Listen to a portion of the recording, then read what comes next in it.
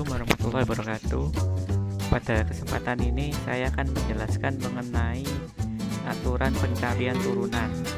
Nah, ini merupakan topik terakhir dari modul 4. Seperti yang kita ketahui bahwa definisi dari turunan itu adalah misalkan saya punya sebuah fungsi f(x) terdefinisi pada selang I, di mana fungsi turunan pertama dari fungsi f itu bisa dituliskan dengan f aksen x.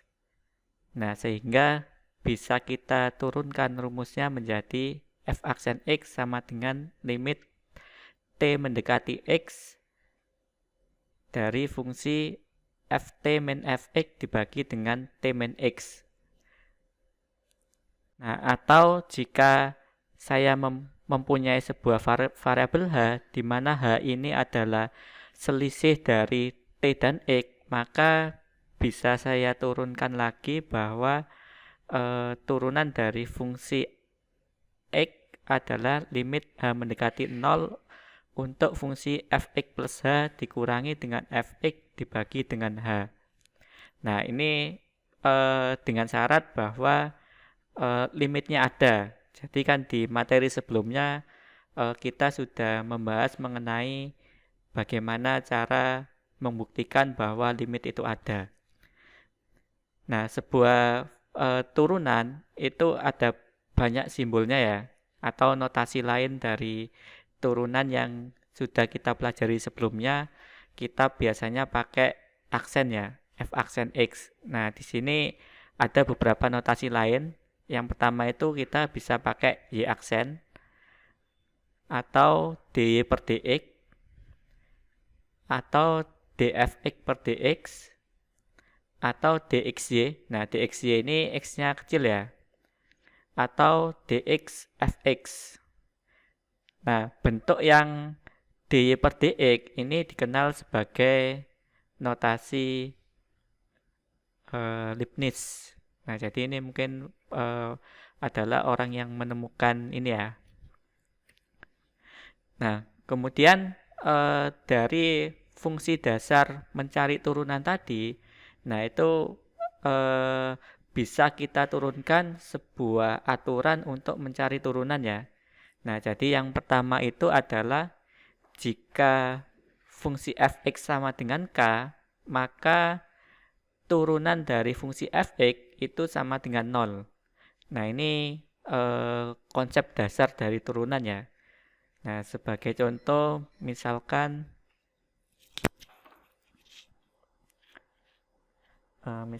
saya punya sebuah fungsi fx sama dengan 10. Maka turunan dari fungsi fx ini adalah 0. Nah, kenapa? Karena fungsi fx di sini dia tidak punya sebuah variabel ya. Jadi kalau dia itu sebuah angka atau konstanta, maka kalau diturunkan dia langsung jadi 0.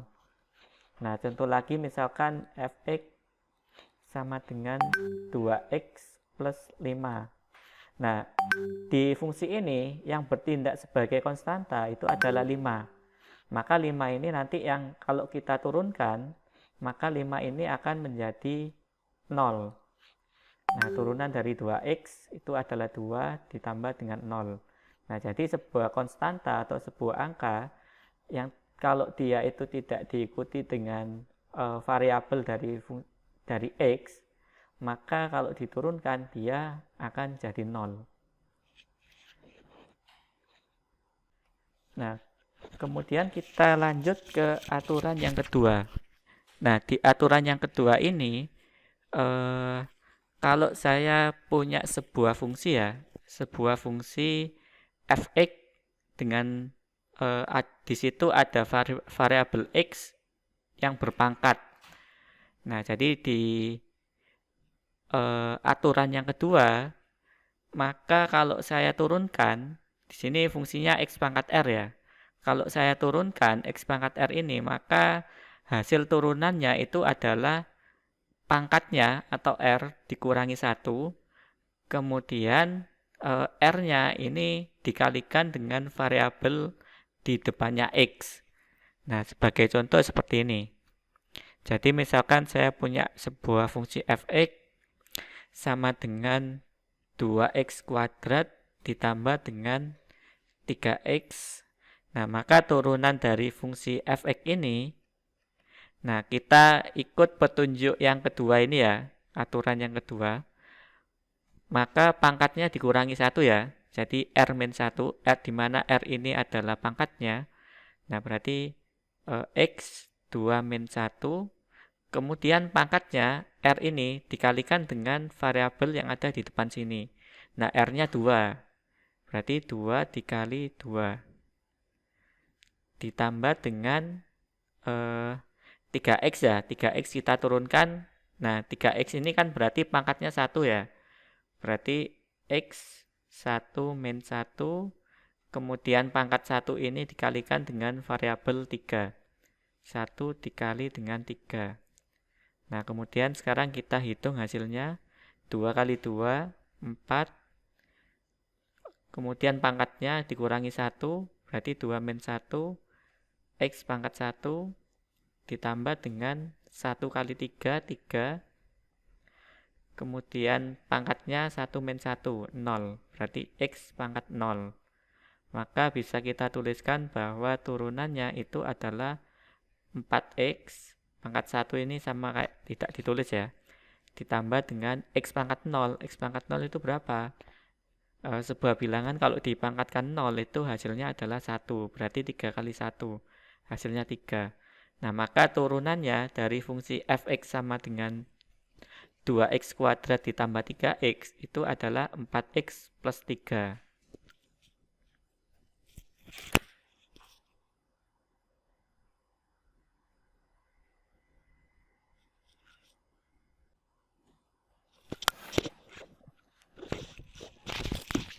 Nah, kemudian aturan yang ketiga ya. Aturan yang ketiga itu adalah jika saya mempunyai dua fungsi fx dan sebuah fungsi gx, nah maka fungsi ini kalau saya jumlahkan, kemudian hasil penjumlahannya saya turunkan, maka hasil dari turunan penjumlahan dua fungsi tersebut itu hasilnya sama dengan fungsi pertama diturunkan terlebih dahulu, kemudian ditambah dengan fungsi yang kedua diturunkan terlebih dahulu.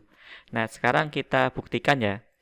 Jadi misalkan saya punya sebuah fungsi fx sama dengan 3x kuadrat. Sedangkan fungsi gx itu sama dengan x kuadrat ditambah dengan x.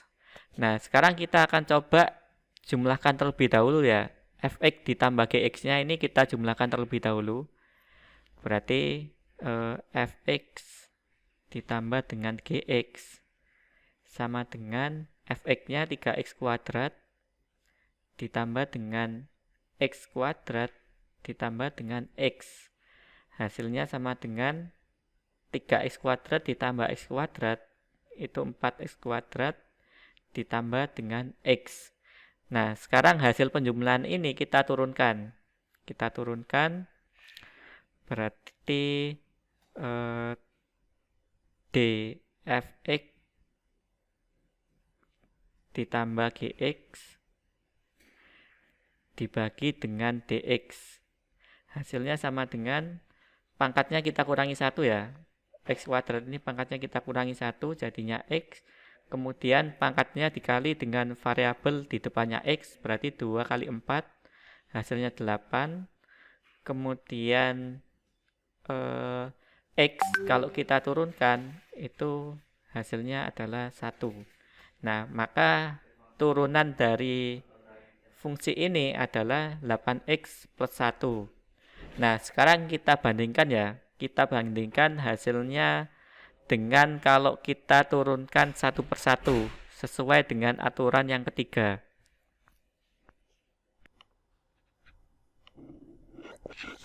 Nah, sekarang kita akan membandingkan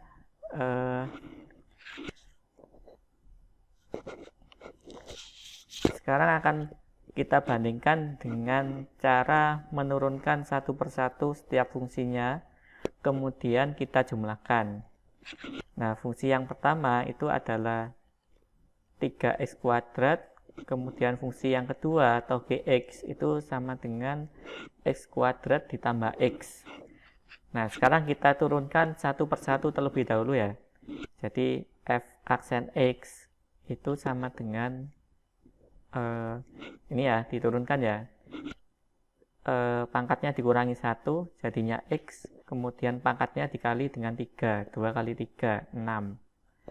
Kemudian untuk fungsi gx, kita turunkan juga.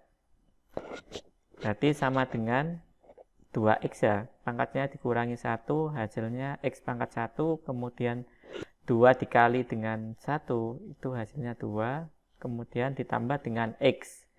X diturunkan, hasilnya adalah 1. Nah, sehingga turunan dari fungsi gx itu adalah 2x plus 1. Nah, sekarang kita jumlahkan ya, hasil turunan dari fungsi ini kita jumlahkan. Berarti f aksen x ditambah g aksen gx sama dengan 6x ditambah dengan 2x plus 1. Maka hasilnya adalah 8x, 6x tambah 2x ya, 8x ditambah 1. Nah, berarti sudah terbukti ya.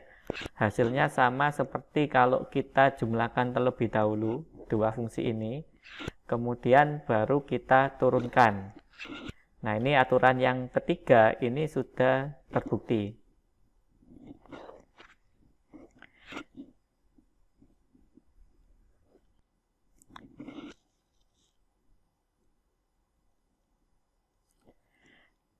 Nah, sekarang kita akan beralih ke aturan yang keempat. Nah, jadi di aturan yang keempat ini, kalau di aturan ketiga itu adalah penjumlahan, maka di aturan berikutnya itu adalah perkalian. Jadi kalau saya mempunyai dua buah fungsi fx dan gx, kemudian dua fungsi ini kita kalikan, kemudian hasil perkaliannya kita turunkan, maka hasilnya itu sama dengan turunan dari fungsi f dikali dengan fungsi g ditambah dengan fungsi f dikali dengan turunan fungsi g.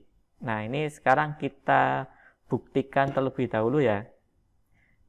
Jadi misalkan saya punya fungsi fx itu sama dengan 3x kuadrat, kemudian fungsi gx-nya itu sama dengan x kuadrat ditambah dengan x.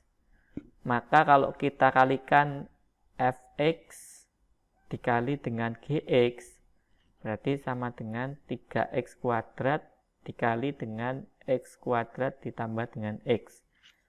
Maka hasilnya 3x kuadrat dikali x kuadrat, berarti 3x pangkat 4. 3x kuadrat dikali dengan x, berarti 3x pangkat 3.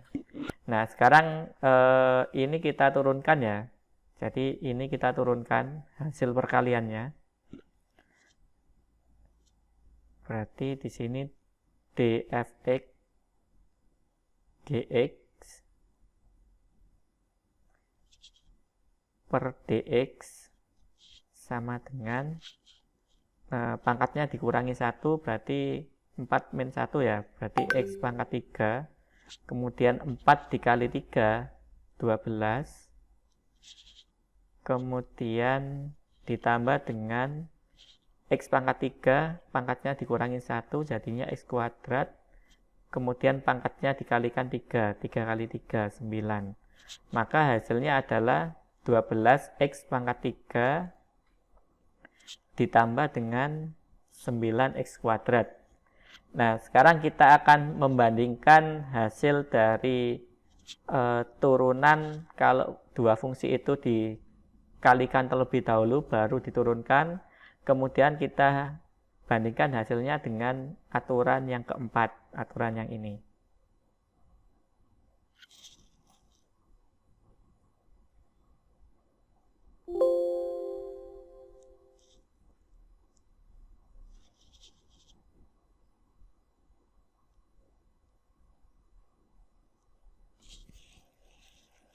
Nah, fungsi yang pertama itu kan fx sama dengan 3x kuadrat, sedangkan fungsi yang kedua itu adalah x kuadrat ditambah dengan x.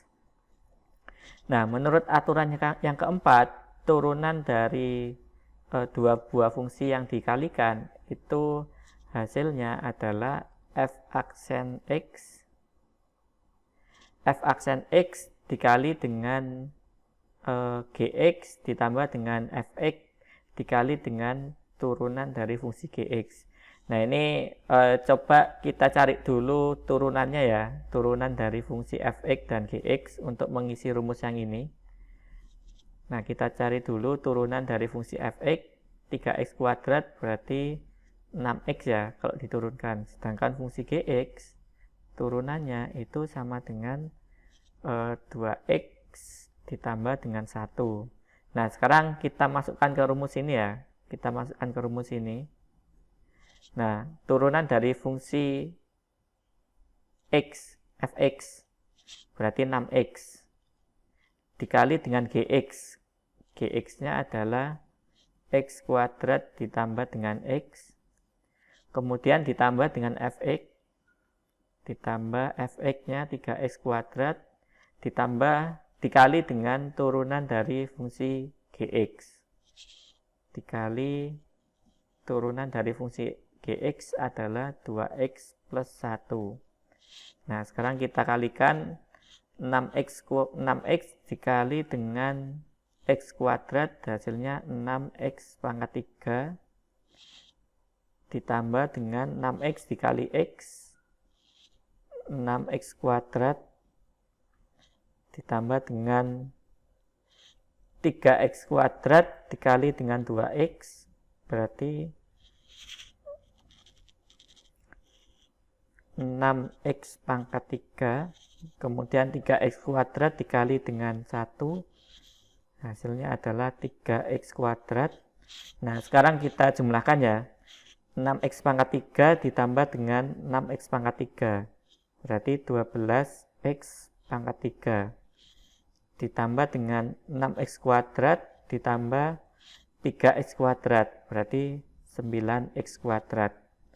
Nah, berarti sudah terbukti bahwa sifat yang keempat ini kita bandingkan dengan kita hitung manual dua fungsi ini, kita kalikan dulu kemudian kita turunkan. Nah, ini hasilnya sama ya. Jadi cara 1 dan cara 2 itu sudah sama. Berarti sifat atau aturan yang keempat ini sudah terbukti kebenarannya ya.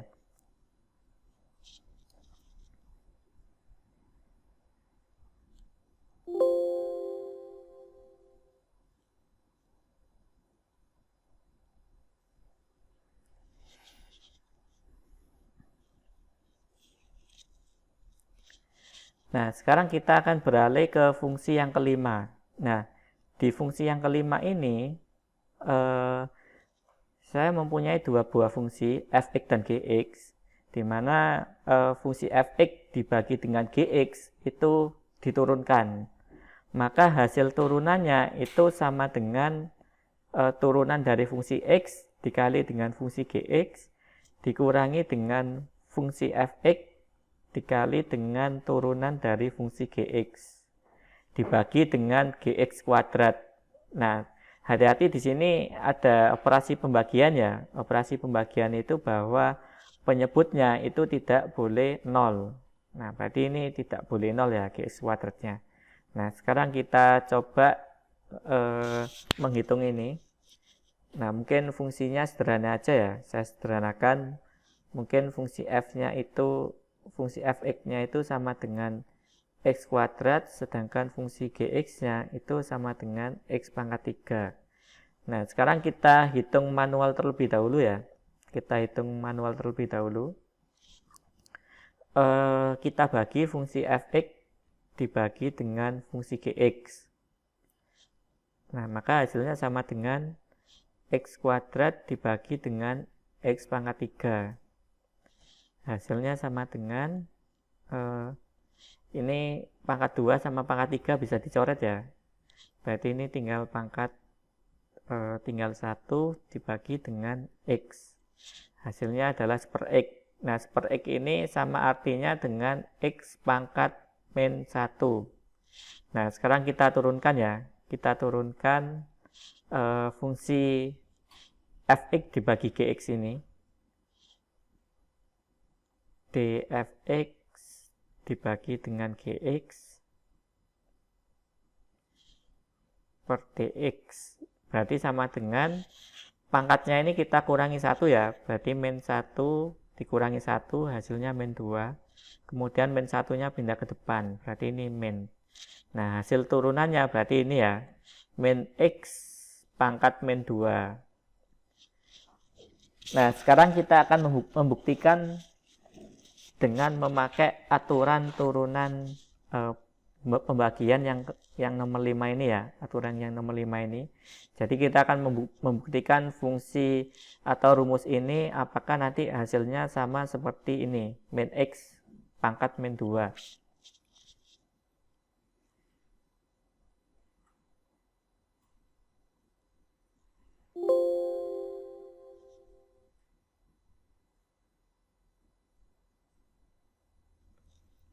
Nah, jadi fungsi fx-nya itu sama dengan x kuadrat, kemudian fungsi gx-nya,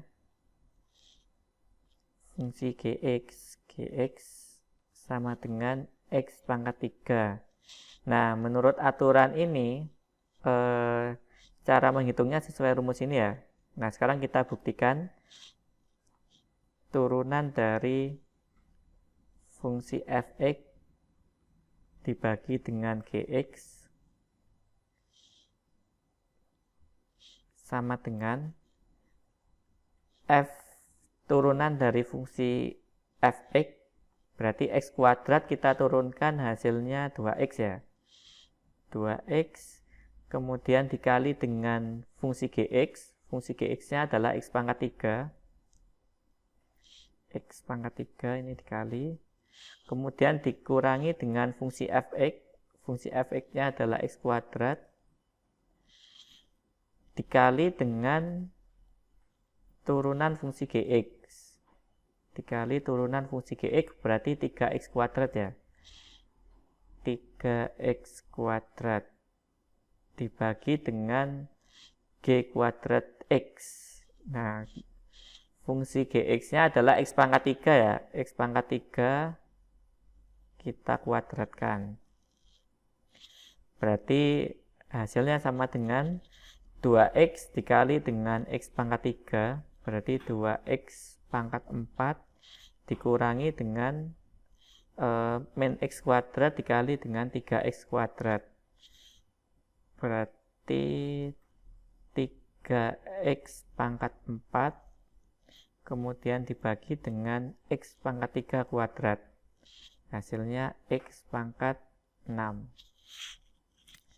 sama dengan min 2x pangkat 4 dikurangi min 3x pangkat 4, hasilnya min x pangkat 4 dibagi dengan x pangkat 6.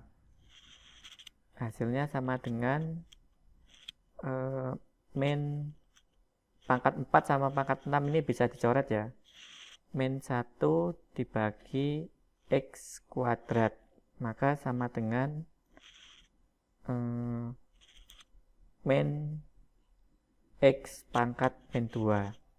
Nah, ini hasilnya sudah sama ya, berarti sudah terbukti bahwa rumus atau aturan yang kelima ini itu sudah terbukti kebenarannya bahwa hasilnya sama ya. Hasilnya sama kalau kita bagikan dulu fx dibagi gx, kemudian kita turunkan, itu hasilnya sama seperti kalau kita hitung sesuai rumus ini. Nah, mungkin ini adalah materi terakhir untuk modul 4. Saya akhiri. Assalamualaikum warahmatullahi wabarakatuh.